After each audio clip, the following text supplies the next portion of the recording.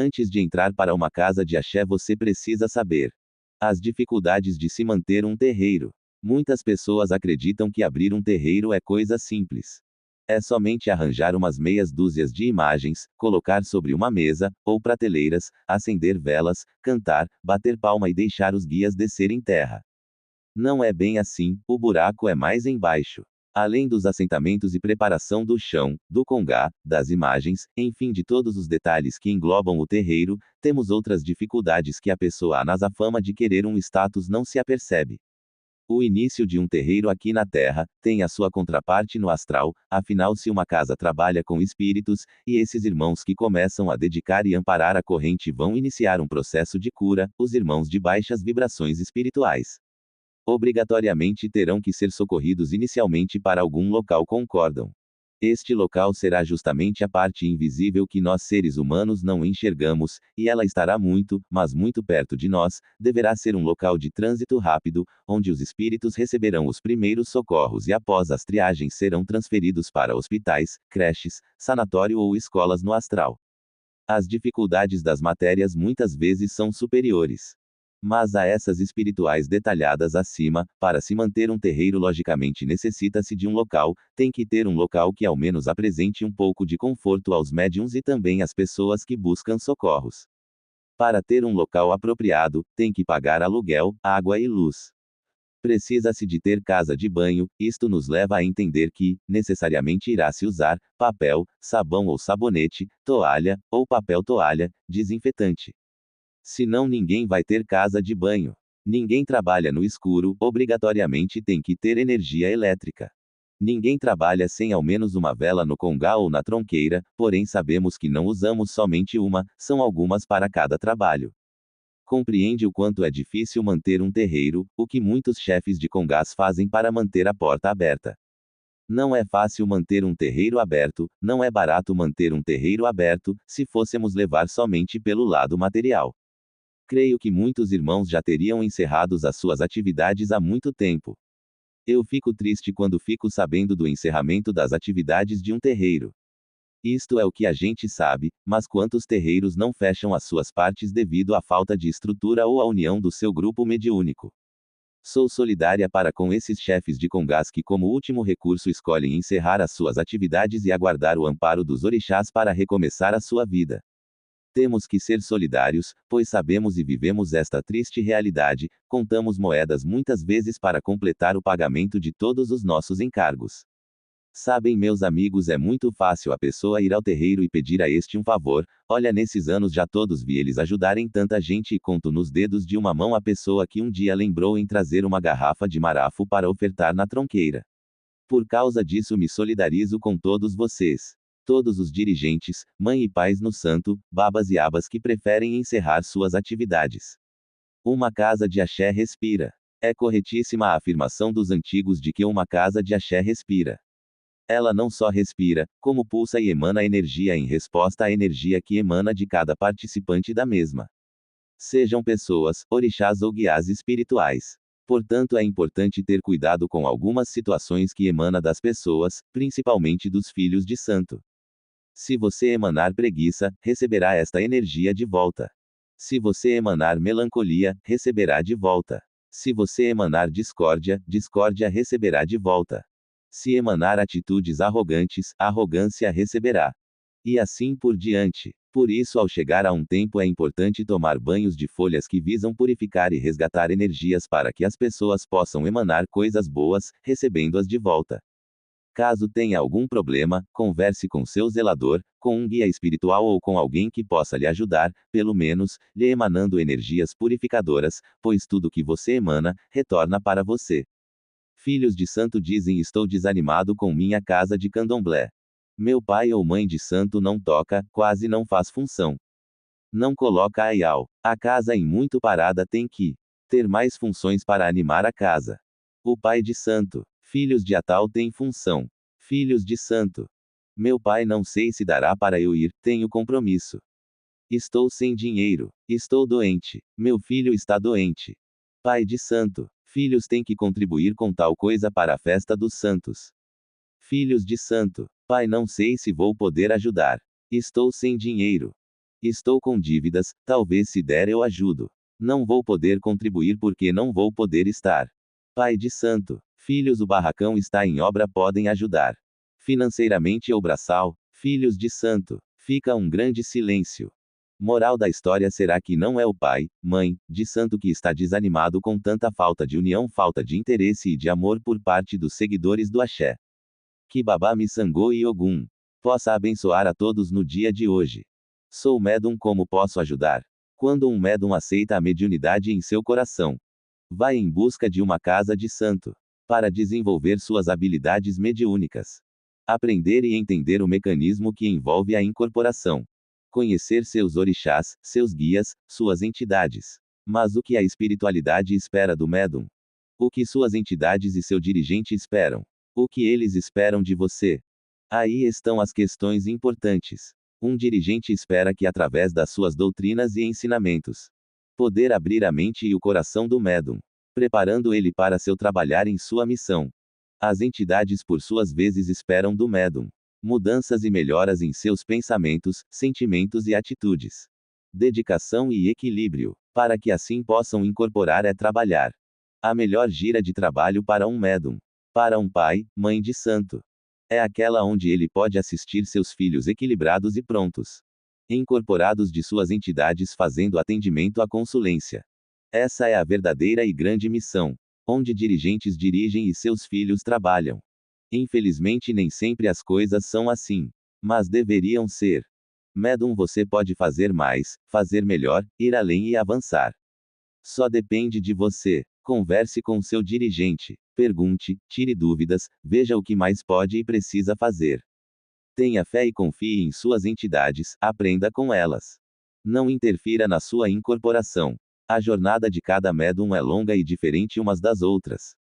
Todavia, cada médum tem seu valor especial para a casa.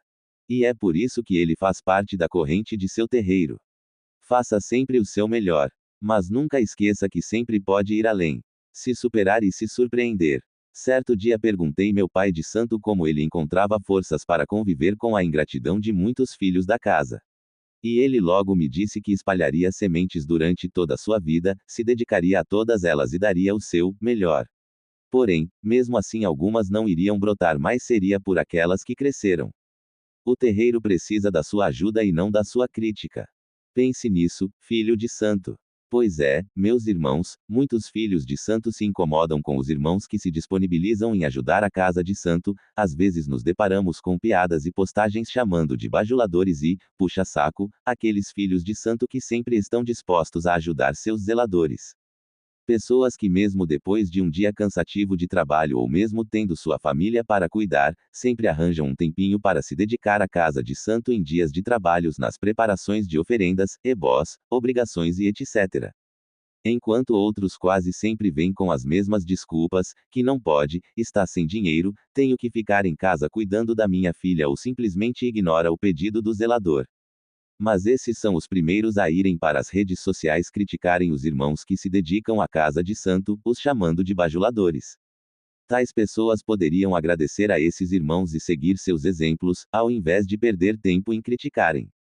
Pois graças a esses filhos, que erroneamente são chamados de puxa-saco, muitas casas de santo, além de realizar suas giras, conseguem ajudar as pessoas que necessitam de tais obrigações. Pare de criticar e procure saber com o seu zelador se a sua casa de santo está precisando, pois com certeza, as suas piadas e críticas só servirão para a sua acomodação e falta, já as suas piadas e críticas só servirão para a sua acomodação e falta de comprometimento. Quem financia o terreiro? Dentro do terreiro nenhuma gira ou trabalho espiritual devem ser cobrados. Não há como fugir desta ideia. A caridade, de um jeito ou de outro, é um dos princípios pilares do fundamento de nossa religião. Como afirmamos em outro texto, se a cobrança não é umbanda. No entanto, precisamos reconhecer que os custos para manter um terreiro são altos, principalmente para aqueles que pagam aluguel. Eletricidade, água, alimentos e elementos ritualísticos não são de graça.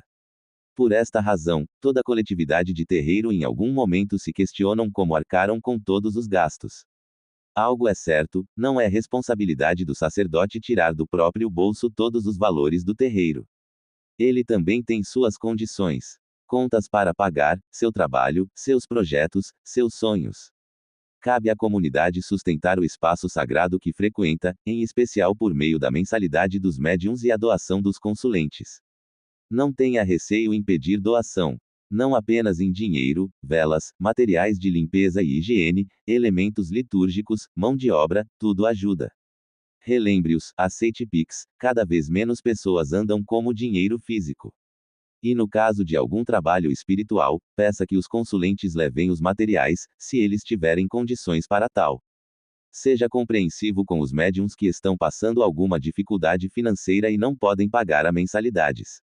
Os desempregados, os doentes, jamais os preguiçosos, continue os tratando da mesma maneira e os ajude a abrirem seus caminhos. Quando estiverem numa situação melhor, voltarão a contribuir. E seja flexível no valor da mensalidade, a quem pode pagar mais, a que pode doar pouco. Por fim, confie na espiritualidade, nos que te acompanha. Há fases em que as coisas são mais fáceis e tudo flui melhor, existem momentos difíceis. Porém, as entidades nos apontarão o caminho.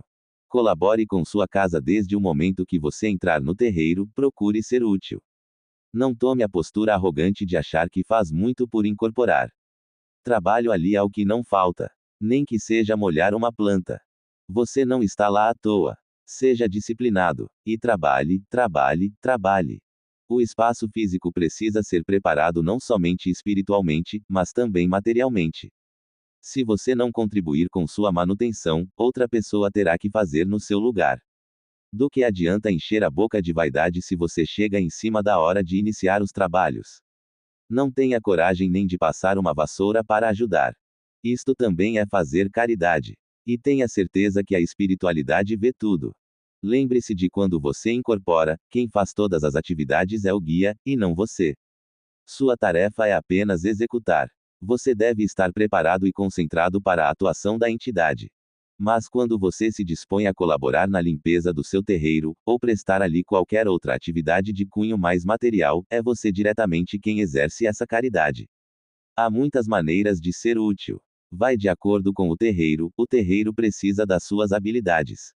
Só não existem justificativas para nada contribuir. Este é também um excelente método para você exercitar. O que você pode fazer com a sua humildade, que é a maior proteção que uma médium pode ter. Não importa o cargo que possui no terreiro, disponha-se a se doar um pouco pela casa que diz tanto amar. Isto fará um bem enorme para a sua alma. E pagar mensalidade é o mínimo que você pode fazer por seu templo. Escrevi este texto, já há alguns anos, no entanto, cada vez mais estou convencido desta verdade. O templo é de todos e não apenas do sacerdote. Todos têm responsabilidade, direitos e deveres sobre este templo. Sem que todos se sintam parte e façam parte do templo, então o templo estará abandonado, largado, sujo. Se você faz parte de um templo, então arregaça as mangas e procure saber por onde pode fazer para ajudar nesta estrutura, procure saber quais são as dificuldades que este templo passa. Procure saber se o seu templo está em local adequado, verifique se o templo acomoda bem as pessoas que o procuram, se informe sobre as leis, direitos e deveres de um templo. Pagar mensalidade é o mínimo que você pode fazer por seu templo. Um templo não é um clube que você paga uma mensalidade e vira as costas para as dificuldades e necessidades do mesmo. Pagar mensalidade é o mínimo que você pode fazer por seu templo. Você colabora com seu terreiro. Sem dinheiro não conseguimos nem pegar um ônibus, comer, vestir ou fazer parte de alguma atividade social que se automantenha, a não ser que outros estão custeando nossa presença, que é feito de fato quando um templo recebe a todos. É um culto, louvação ou atividade mediúnica caritativa. Sempre há gastos e, se estamos sendo recebidos graciosamente e gratuitamente, alguém está custeando os gastos para realizar tal empreitada.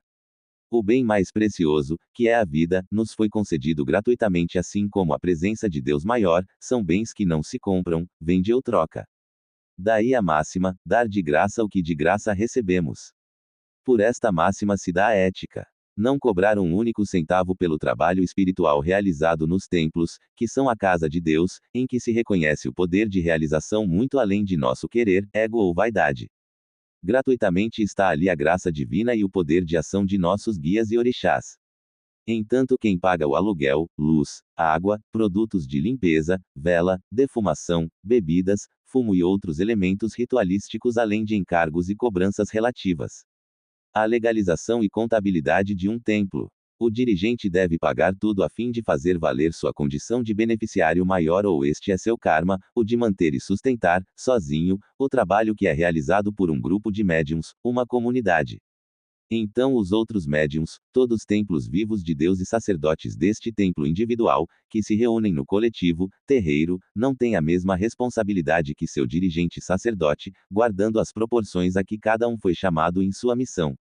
Para um médium assumir, realmente, este compromisso mediúnico sacerdotal deve ter em sua mediunidade missão espiritual, uma prioridade perante a vida, na qual não deve haver compromisso que seja que o libere de estar presente de forma consciente de suas responsabilidades, que não se limitam a vir e vestir o branco, além de se mostrar presente e disposto a ajudar, deve se informar, também, de como colaborar financeiramente com o templo que o acolheu, tomando conhecimento do valor de uma mensalidade ou do quanto a casa necessita para suas despesas e realizações e outras voltadas à comunidade.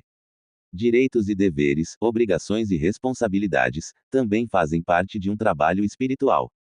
Se de um lado, tudo recebemos do Espírito, de Deus maior e suas divindades e entidades, por outro vivemos e nos movimentamos em um mundo real, no qual estamos em sociedade com suas regras e leis que devem ser observadas, respeitadas e cumpridas. Quem pretende realizar um trabalho espiritual com os olhos vendados para esta realidade está fadado ao fracasso, pois deve haver um equilíbrio, como um caminho do meio, entre espírito e matéria, nem tanto à terra e nem tanto ao céu. Pregar e viver o sagrado, fora da realidade material, em que vivemos, é tão perigoso e arriscado quanto pregar. Pregar e viver um mundo sem a presença do sagrado, de Deus maior e seus mistérios, pois ambas as opções podem alienar, iludir, fanatizar e tornar a pessoa cega e fundamentalista. Não é difícil identificar médiuns acomodados, encostados e muito mal acostumados que em nada contribuem para as condições físicas, básicas e mínimas necessárias para se realizar um trabalho espiritual, com o mínimo de higiene, limpeza e dignidade. Muitos esquecem de que, se o espírito é sagrado, o corpo que o recebe e o espírito também é sagrado, se o espírito tem origem divina, o corpo também tem, pois a natureza é divina. Se o mundo espiritual é sagrado na realidade de terreiro, o próprio terreiro em si, como a casa que recebe e acolhe o espírito, a deidade, também é sagrado. O chão do templo é solo sagrado no qual pisam os orixás e guias espirituais, as paredes são sagradas, tanto quanto o altar. A tronqueira, pois tudo compõe o todo que é a casa da fé, espaço mágico místico religioso, no qual se manifesta o mistério maior por meio de seus adeptos, força, poder e mistério que está presente, também, em cada pedaço de pedra que compõe o terreiro de Umbanda. Nosso corpo material, assim como a estrutura física do terreiro, é uma dádiva concedida como oportunidade de evolução para nosso espírito, logo, que se cuide e tenha o mesmo sentimento respeito. Tanto pelo espírito divindade quanto pelo corpo templo, zelando por sua manutenção. Aquele que não tem como prioridade participar efetivamente da sustentação material para sua realização espiritual, não é merecedor da mesma. Salvo raras exceções de médiuns em dificuldades reais, de desemprego, diferente daqueles que, por não priorizar a sua casa, vivem dando desculpas de que não têm recurso ou estão apertados este mês, simplesmente porque têm outros gastos que vêm antes de seu compromisso com a casa que o acolheu. Se sobra um dinheirinho, já está destinado a qualquer outra atividade, menos ao compromisso assumido. Alguns fazem todos os cursos de espiritualidade que vêm pela frente, se gabam de ser estudantes da espiritualidade, iniciados e preparados pelo astral em sua caminhada certa ao dia em que vão abrir sua própria casa. No entanto, em nada colaboram com o que estão fazendo. Com o principal, o templo ao qual dizem fazer parte. A mensalidade nos terreiros. Esse é um assunto que é muito falado nos dias de hoje na nossa religião. Muitos são a favor e muitos são contra. A maioria dos terreiros no Brasil e até no mundo cobram a mensalidade. Eu vejo, na minha opinião, que deve ser cobrado, mas não abusado. Conheço muitos terreiros que cobram dos seus filhos, mas aqueles que não têm condições são isentos dessas mensalidades. Todos isso é o certo a fazer. Respeito e muitos que são contra isso. Eu penso, assim, as mensalidades dos terreiros têm que ser para as casas e não para a vida do sacerdote. Isso sou totalmente contra. O que você fatura na sua casa deve ser para os gastos da casa, luz, água, produtos usados na casa, reforma, etc., e não para o bem-estar do pai ou mãe de santo. No meu pensar, o valor máximo deve ser R, cifrão 100,00, mais que isso fica um pouco complicado até para quem tem condições.